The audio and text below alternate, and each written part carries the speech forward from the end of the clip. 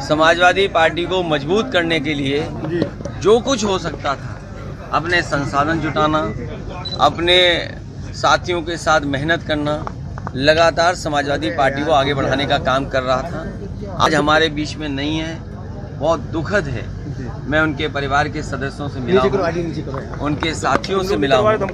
हर साथी बहुत ही दुखी है।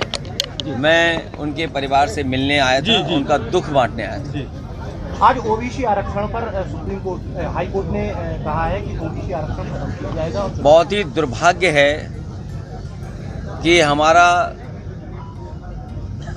पिछड़ों का हक छीना जा रहा है, और ये केवल पिछड़ों का हक नहीं छीना जा रहा है।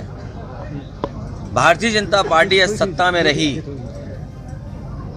तो जो बाबा साहब भीमराव अम्बेडकर जी ने अधिकार दिए हैं, उन अधिकारों को धीरे धीरे छीन लिया जाएगा।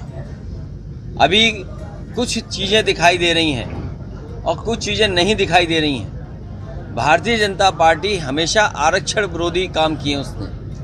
भारतीय जनता पार्टी आरक्षण विरोधी है, पिछड़ा विरोधी है, दलित विरोधी है। इन्हें संविधान की किसी भी व्यवस्था से कोई मतलब नहीं है।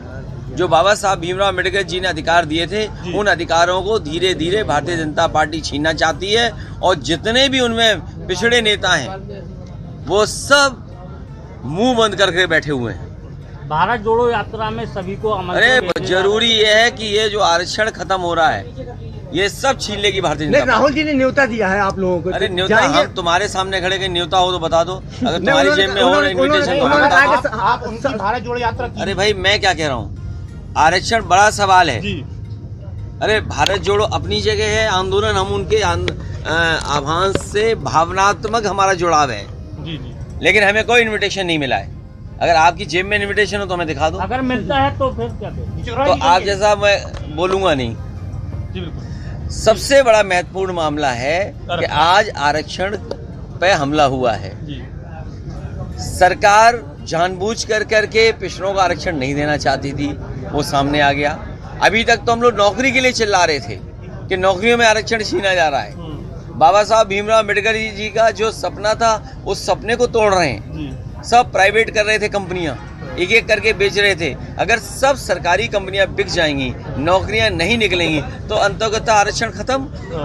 तो और यहाँ तो दिखाई दे गया जो आरक्षण मिलना चाहिए था, अगर सरकार सही तरीके से पैरवी करती, सरकार सही तरीके से पक्ष रखती, तो आज पिछड़ों को आरक्षण मिलता। और जनगणना की बात कोई पहली नहीं हुई है बात। आप याद कीजिए, जिस समय जाति जनगणना की बात हुई, समाजवादी पार्टी इस पक्ष में रही कि सभी जातियों की जनगणना की जाए। लेकिन आखिरकार भारतीय जनता पार्टी को कौन रोकता है कि जनगणना ना करें? क्योंकि जनगणना करने से हर जाति को अपनी आबादी की जानकारी हो जाएगी।